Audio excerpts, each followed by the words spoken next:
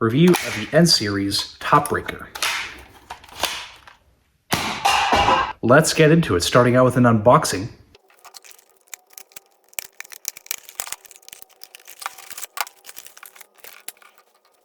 Included is the blaster and 4 darts. So really an unboxing if it's not actually, I just took a piece of cardboard off. I don't know. Now that you've seen an unboxing of it, time to do an overview from front to back. Starting up at the front, there is obviously no N-Strike barrel lug. This is not a regular Nerf blaster. It is N-Series. Up front, though, you have these 2 big gaping wide holes, which are faux barrels. Below that is dart storage. You can hold 4 darts in a relatively inconvenient way for a faster reload. At the bottom, we have a tack rail, and then up top, we have a second tack rail that's a little bit longer.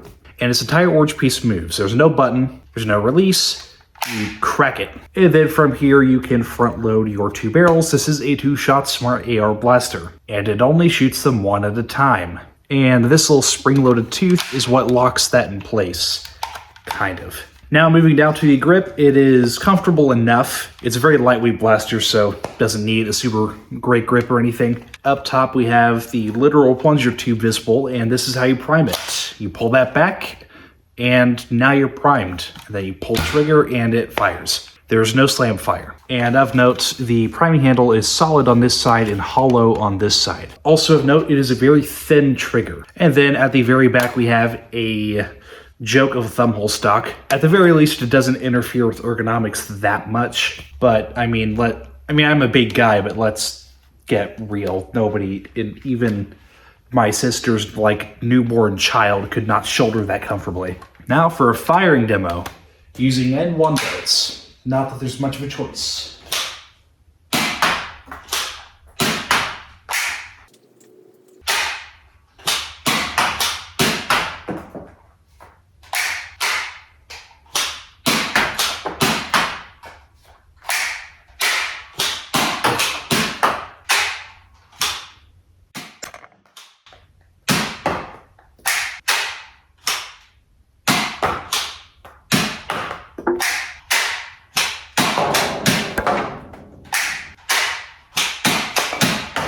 Now that you've seen the firing demo, I put this blaster over my chronograph and I got an average of 79 feet per second. However, it is of note that all the units on the store shelves were primed. So it's very likely that if this wasn't already primed, it would be a little bit more powerful. And the actual firing performance is okay.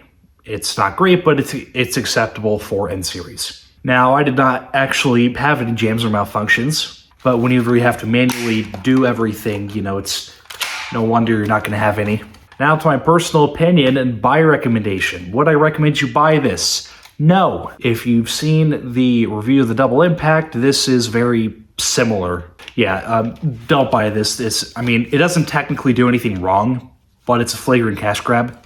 And if you actually want a semi-effective 2-shot N-Series blaster for some reason, get a Peer Striker award. So overall, no, I don't recommend that you buy this blaster. Now to my personal opinion. Overall, I don't like this blaster. I don't think it has any reason to exist. Literally any at all. It's a award, but worse. And on top of that, again, it's the same crappy fit and finish and N-Series, just garbage construction that we all know and love, or don't.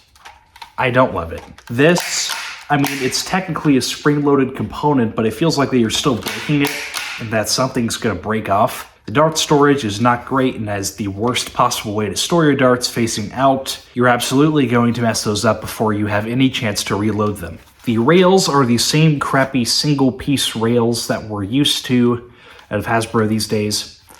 And on top of that, this doesn't even slide very well at all, as you can see. I'm holding it out in the open position and it's pretty reluctant to move. It's not very smooth at all.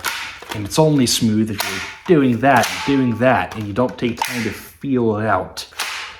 So that doesn't feel very good. The trigger uses plastic springs and not very good ones. And it's very thin, so that doesn't feel very good. And the priming handle is incredibly flimsy. It is made out of the thinnest, cheapest plastic. So the priming handle isn't good either. So the 3 things they're supposed to interact with aren't good. And it flexes like crazy. This doesn't feel good at all. And it doesn't even like completely shut either. It just kind of does that. And there's no way that it would have cost that much to modify something so this could at least cover the barrels. So you can live out some kind of fantasy and goo-goo land of trying to believe that this is a real break action. But no. Nope. Can't do that. So to recap, don't buy it. Please, like, under any circumstances, please don't buy it. Save your money, find something else.